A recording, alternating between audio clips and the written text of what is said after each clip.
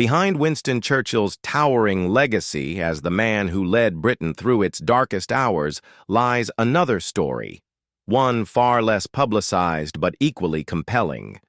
It is the story of his wife and 5 children, who lived both in the shadow of his greatness and under the relentless glare of history. Their lives were a tapestry of triumph, heartbreak, ambition, and tragedy. 1. Clementine Churchill, the steadfast partner.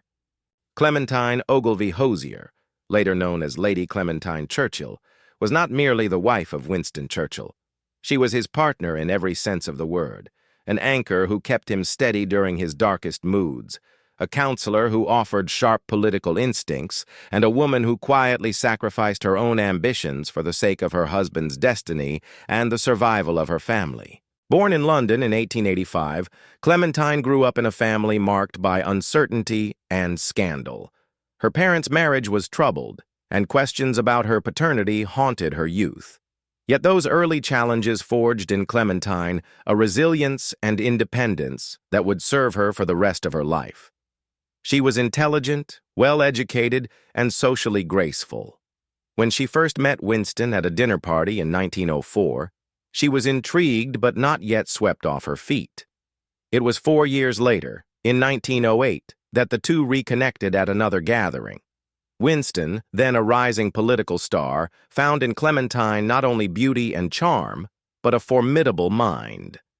Their courtship was brief, and in September of that year they married in a ceremony at St. Margaret's, Westminster. The early years of their marriage were a mixture of passion, financial strain, and adaptation to Winston's overpowering personality. Clementine quickly learned that being married to Winston meant competing with his first love, politics. He worked relentlessly, often consumed by speeches, writing, and parliamentary debates. Yet she carved out a role for herself as his confidant. The letters they exchanged throughout their marriage reveal a remarkable relationship, affectionate, witty, and candid. Clementine did not hesitate to challenge Winston when she believed he was wrong or when his behavior became overbearing. He, in turn, respected her judgment deeply. Raising their 5 children, Diana, Randolph, Sarah, Marigold, and Mary, was primarily Clementine's responsibility. Winston was frequently absent, immersed in public life, and often impatient with domestic concerns. Clementine shouldered the burdens of motherhood, though she sometimes found it overwhelming. Her children later described her as both loving and strict, a woman stretched thin by the demands of public life and private duty. The strain showed. Clementine could be distant at times, and her relationships with her children were complicated. During World War I, while Winston served in the Admiralty and later commanded troops on the Western Front, Clementine maintained the household and raised their young children largely on her own. She endured criticism aimed at her husband after the disastrous Gallipoli campaign, standing by him during his darkest political exile. Her loyalty never wavered, even when the pressures of scandal and political failure might have broken another marriage. When the Second World War erupted, Clementine stepped into an even more active role. As Winston rose to the premiership and became the voice of defiance against Nazi Germany, Clementine supported him behind the scenes.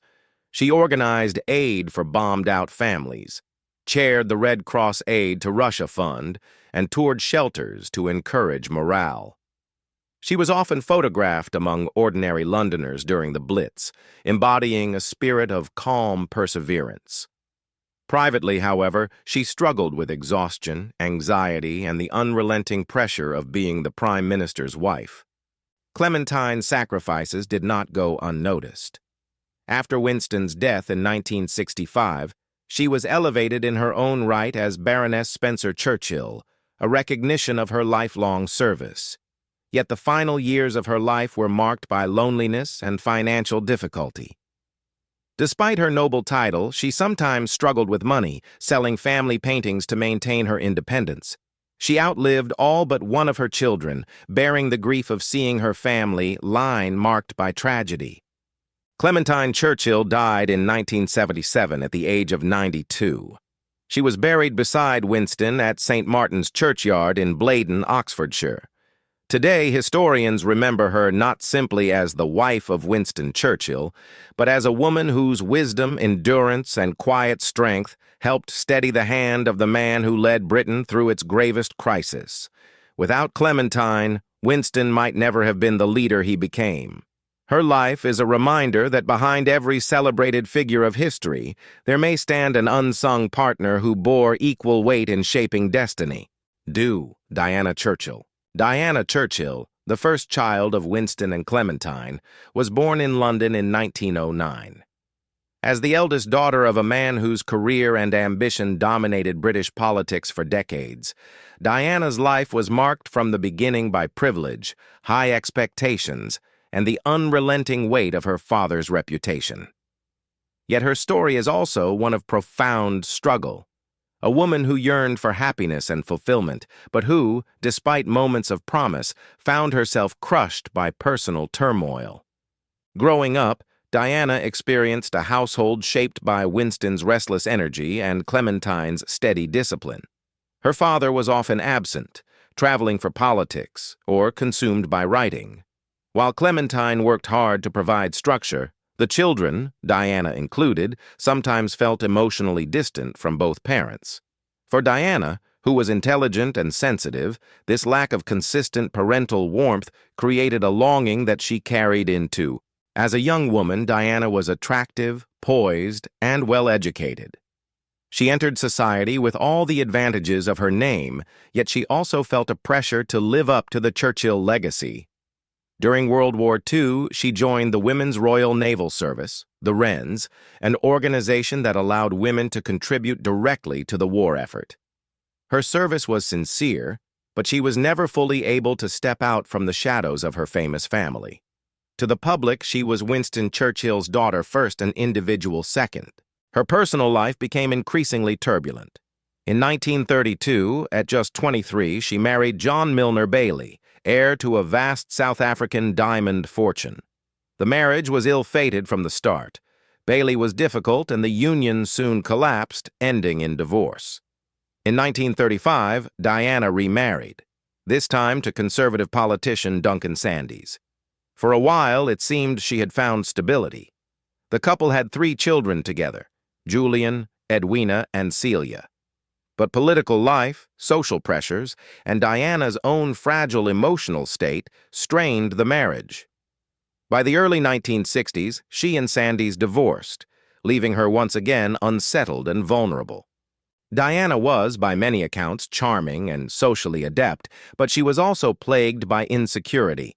Friends and family described her as someone who could be lively and witty in company, yet privately she struggled with loneliness and depression. Unlike her father, who thrived on pressure and conflict, Diana was more fragile, ill-suited to the harsh spotlight cast on the Churchill name. In the years after her divorce from Sandys, Diana tried to find meaning through charitable work.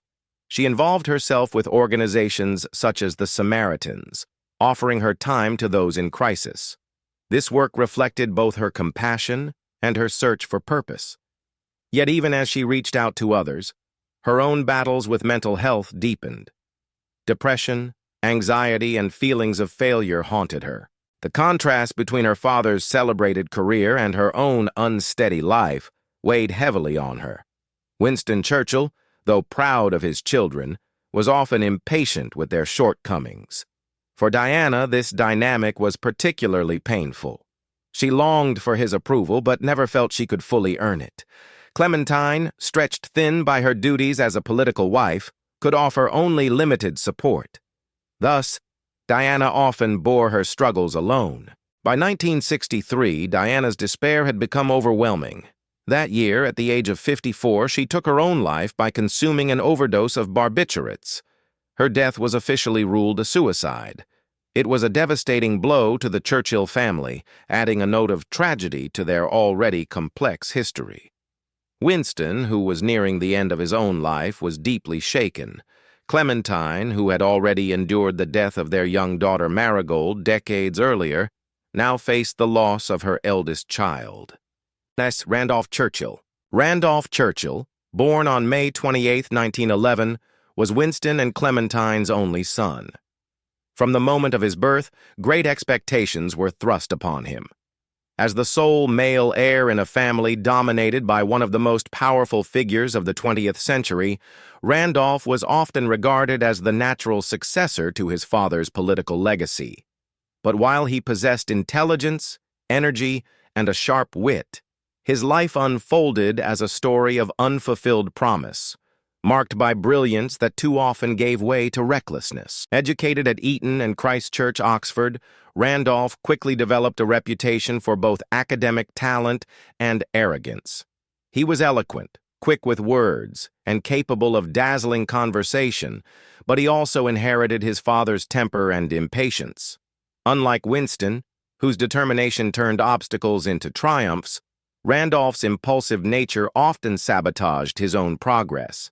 He could be charming in company, yet abrasive in politics and business, leaving behind a trail of both admirers and critics. Randolph entered Parliament in 1940 at the age of 29, representing the constituency of Preston. The timing was remarkable.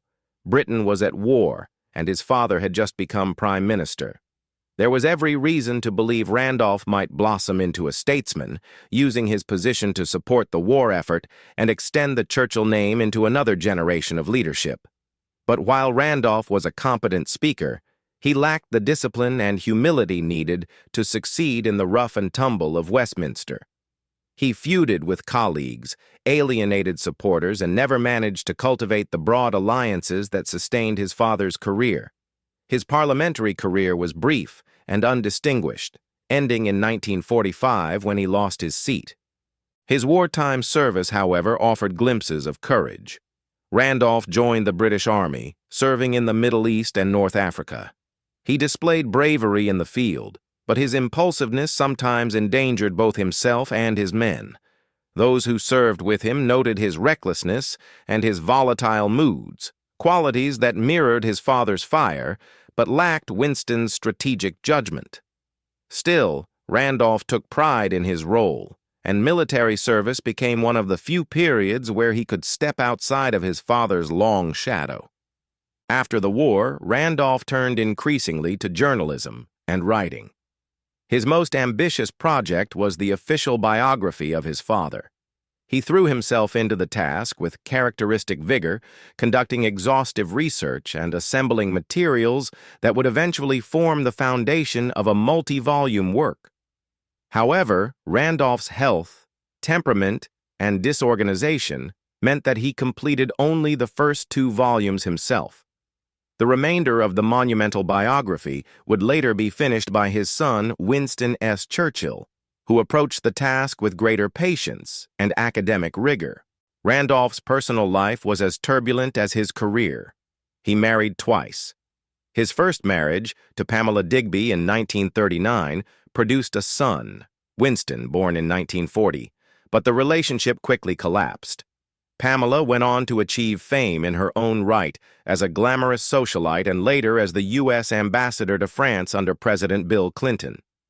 Randolph's second marriage, to June Osborne, fared little better, ending in divorce after producing another child, Arabella.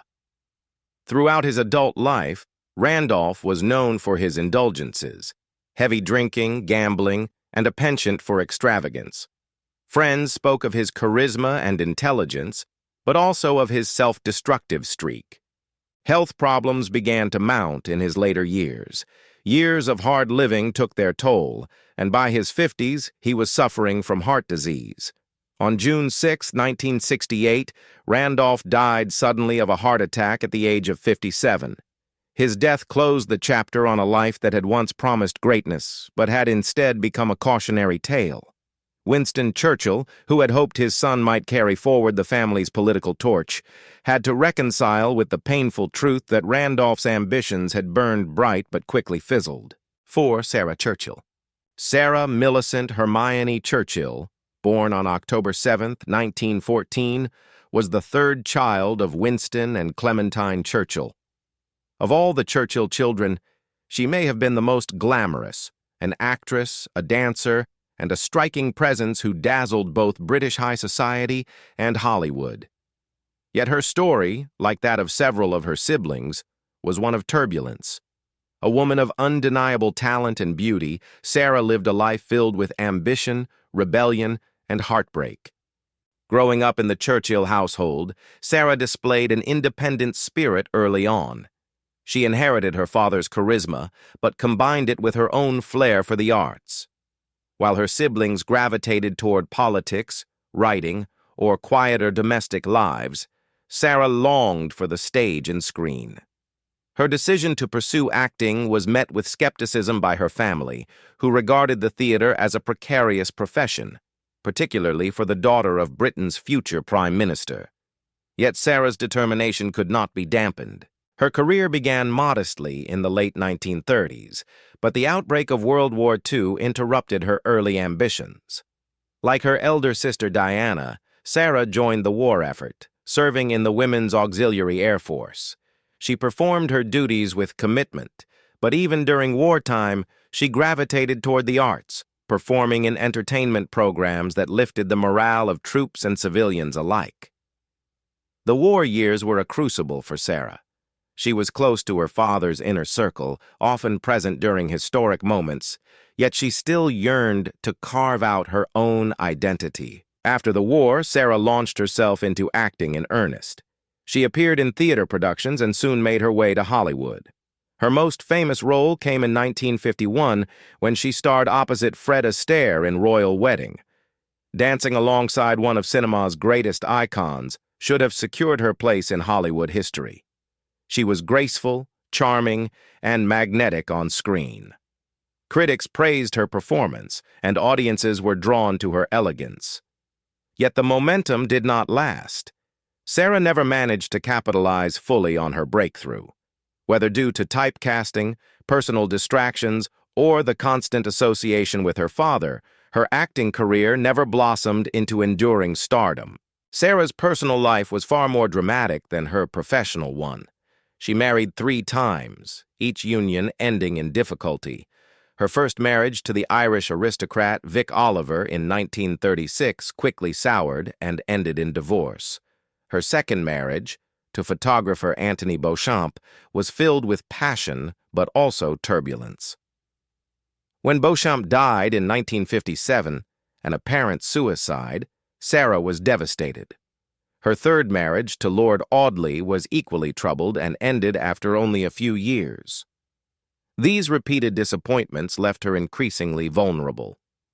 Alcohol became Sarah's most dangerous companion. By the 1950s and 1960s, she had developed a reputation for heavy drinking. Her alcoholism led to public scandals, including arrests and court appearances.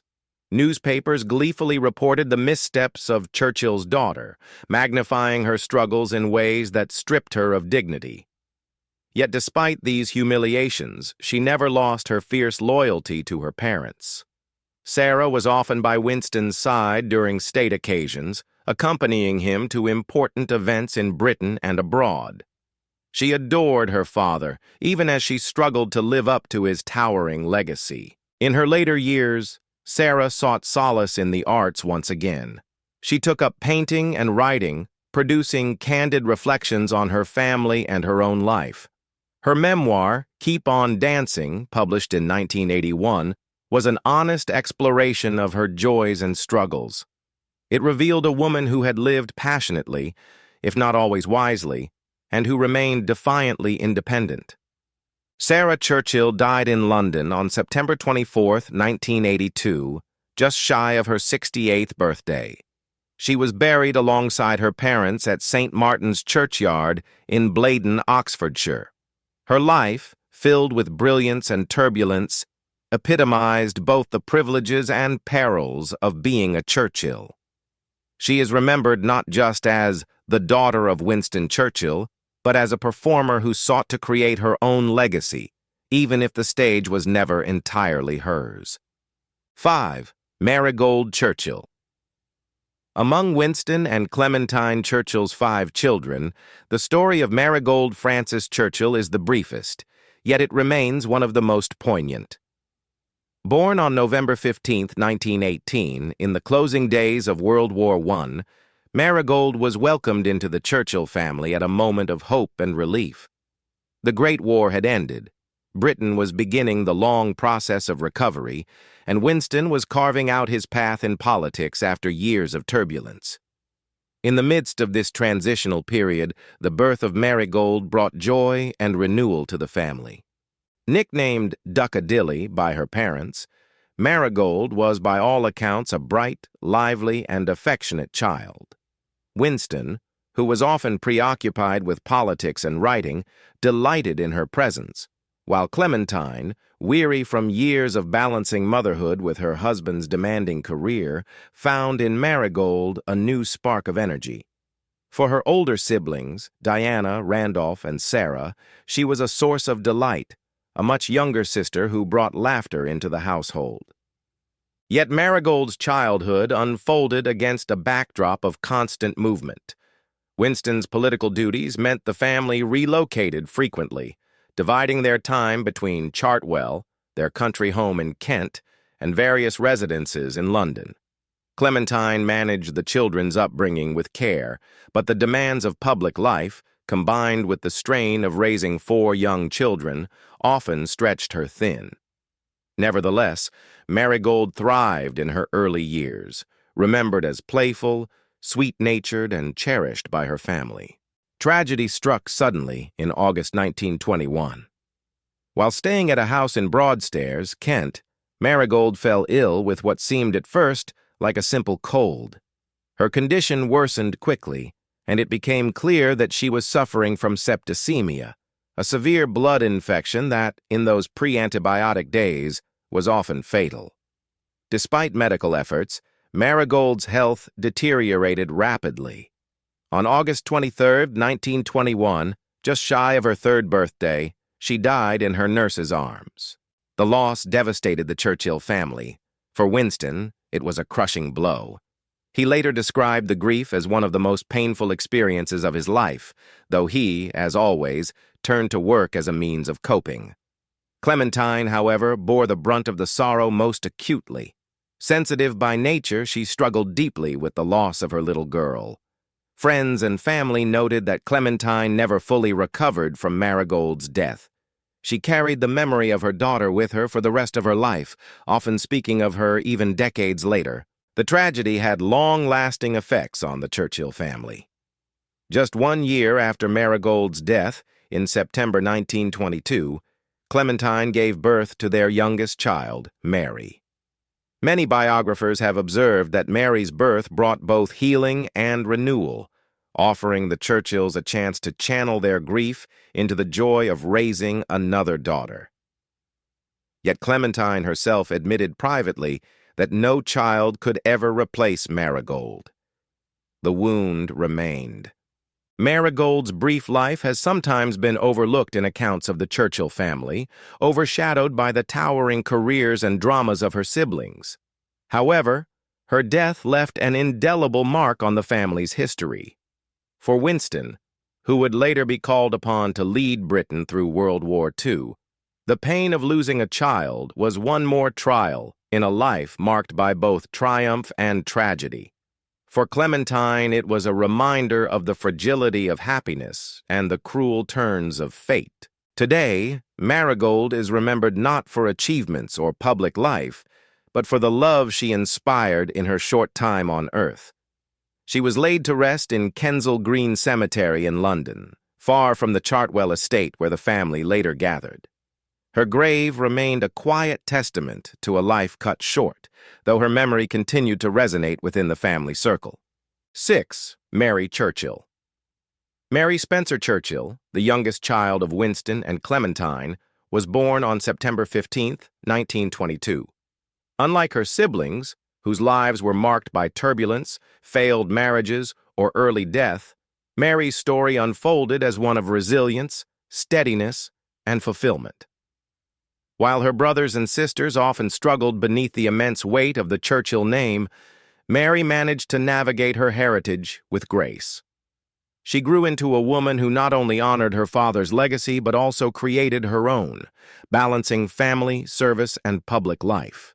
Mary's early years were shaped by the unique circumstances of being the youngest in a large and prominent family. By the time she was born, her parents had already endured profound highs and lows, including the death of her sister Marigold the year before. Clementine, devastated by that loss, poured much of her maternal affection into Mary. In many ways, Mary was the child of healing, providing Winston and Clementine with a renewed sense of joy.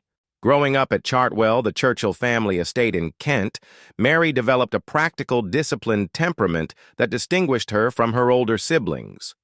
While Diana and Sarah wrestled with personal demons and Randolph often rebelled against authority, Mary embraced structure and responsibility. She attended Kensington High School and, like so many of her generation, found her formative years defined by the outbreak of World War II. When the war began, Mary, still a teenager, felt the same sense of duty that drove millions of young Britons. She joined the Auxiliary Territorial Service, ATS, in 1941, training as an anti-aircraft gunner. Stationed in Hyde Park, she served in units that operated searchlights and anti-aircraft guns, defending London against German bombing raids. Mary herself later described those years as some of the most rewarding of her life. They gave her independence, comradeship, and a chance to contribute meaningfully at a time when her father was leading the nation as Prime Minister. Her service was not symbolic. It was real, dangerous, and critical. After the war, Mary married Christopher Soames in 1947. Soames was a rising star in British politics and later became a prominent diplomat and government minister. Together, they had 5 children and forged one of the more stable marriages in the broader Churchill family.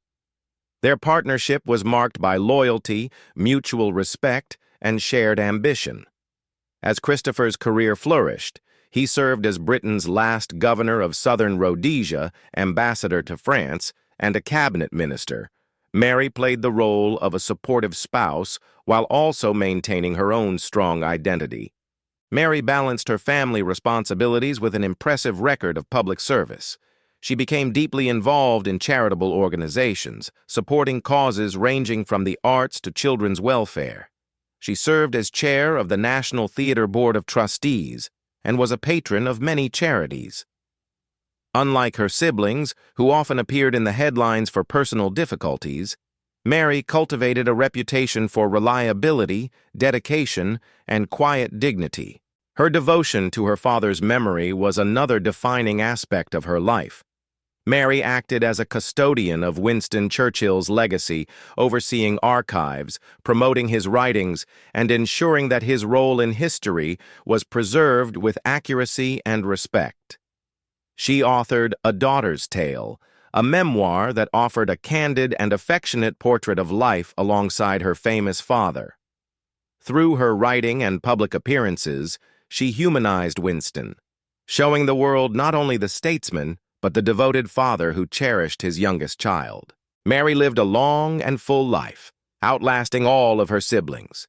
She became, in her later years, the matriarch of the Churchill family, a symbol of continuity and stability. When she died on May 31, 2014, at the age of 91, tributes poured in from across Britain. She was remembered not only as Winston Churchill's last surviving child, but also as a figure in her own right, a woman of character, service, and quiet strength. In the end, Mary Churchill's life stood in stark contrast to those of her siblings. While tragedy haunted Diana, Randolph, Sarah, and Marigold, Mary found balance, stability, and purpose. She embodied the resilience that her father had demanded of Britain during its darkest days. By living with dignity and service, she ensured that the Churchill name would be remembered not only for statesmanship and war leadership, but also for grace, compassion, and family devotion.